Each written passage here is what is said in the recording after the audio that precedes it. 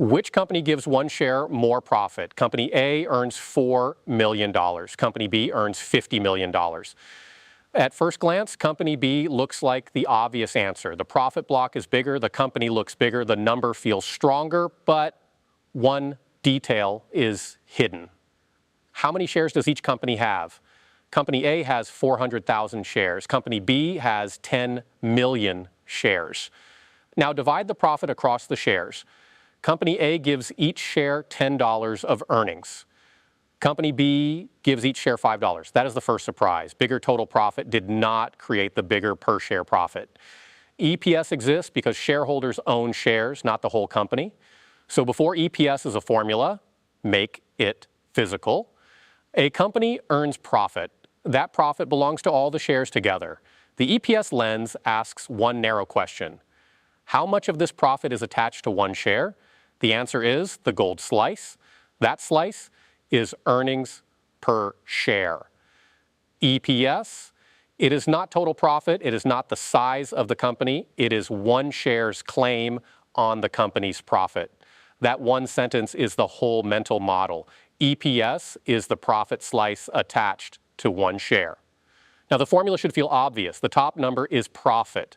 In finance, this is often called net income. Think of it as money left after expenses. The bottom number is shares.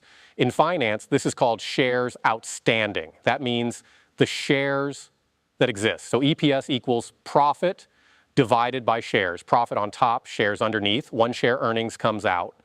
In formal reports, you may see a longer phrase, net income available to common shareholders divided by weighted average common shares outstanding. Weighted average just means the share count can change during the year. The beginner idea does not change. Profit is being spread across shares. Now strip away the company names. Use $100 of profit. If there are 10 shares, EPS is $10. 100 divided by 10 equals 10. Now keep the profit exactly the same. Only change the share count to 20. 100 divided by 20 equals 5. EPS falls from $10 to $5. The business did not earn less. The profit block did not shrink. The slice shrank because there were more slices. That is the second idea to lock in. EPS moves when either profit changes or share count changes. This creates one of the most important beginner traps. Keep profit at $300, lock it in place. Now change only the share count. At 100 shares, EPS is $3. At 200 shares, EPS is $1.50. Profit did not fall, but EPS fell. Why? Because the same profit was spread across more shares. This is dilution. Dilution means each share owns a smaller claim because more shares exist. So if a company says profit is stable, that is not enough. You still need to ask, how many shares is that profit being spread across? Now for the most important aha in the video. Year one.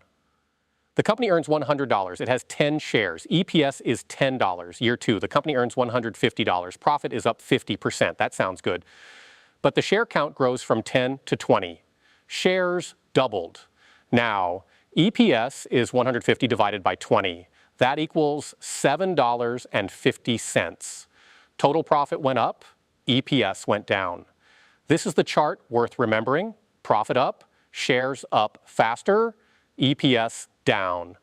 Shareholders do not only care whether the company got bigger, they care whether their slice got bigger.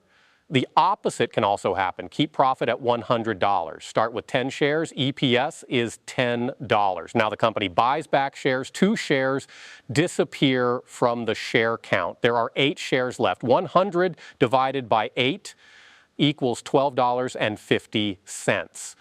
EPS went up. But the business did not earn more profit in this example. The slice got bigger because there were fewer slices. Buybacks can be useful. But EPS rising because share count fell is not the same as EPS rising because the business earned more. Same EPS direction, different story underneath. On finance websites, you may see basic EPS and diluted EPS. Basic EPS uses the shares that exist now. Diluted EPS asks a more cautious question: what if more shares appear? For example, employees may have stock options. Some securities may be convertible into shares. You do not need every technical detail yet. Just keep the lens in mind. More possible shares means the profit may be spread across more pieces. So diluted EPS is often lower than basic EPS. For beginners, diluted EPS is usually the more conservative number to notice. Two beginner confusions are worth clearing up.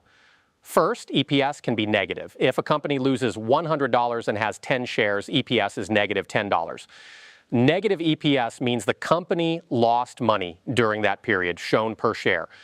Second, EPS is not cash in your pocket. A company can earn profit and keep the money inside the business. The EPS slice may stay in the company vault. A dividend is different. A dividend is actual cash paid out to shareholders. EPS is accounting profit per share. A dividend is cash distribution per share. They are related ideas, but they are not the same thing. So when EPS changes, do not stop at the EPS number. Open the diagnostic panel. Question 1, did profit change? Question 2, did share count change? EPS can rise because the business improved, or because the share count fell. EPS can fall because the business weakened, or because the share count grew. The number alone is not the explanation. The explanation is underneath the number. Profit on top, shares underneath. Gold slice coming out. Here's the final rule. EPS is profit per share, not total profit, not cash, not a dividend, not a buy signal, profit per share. If EPS changed, ask 2 questions. Did profit change? Did share count change? That is the whole game. EPS equals profit divided by shares. Watch both numbers. This is educational, not financial advice. Next, EPS becomes the denominator in one of the most famous stock ratios, PE.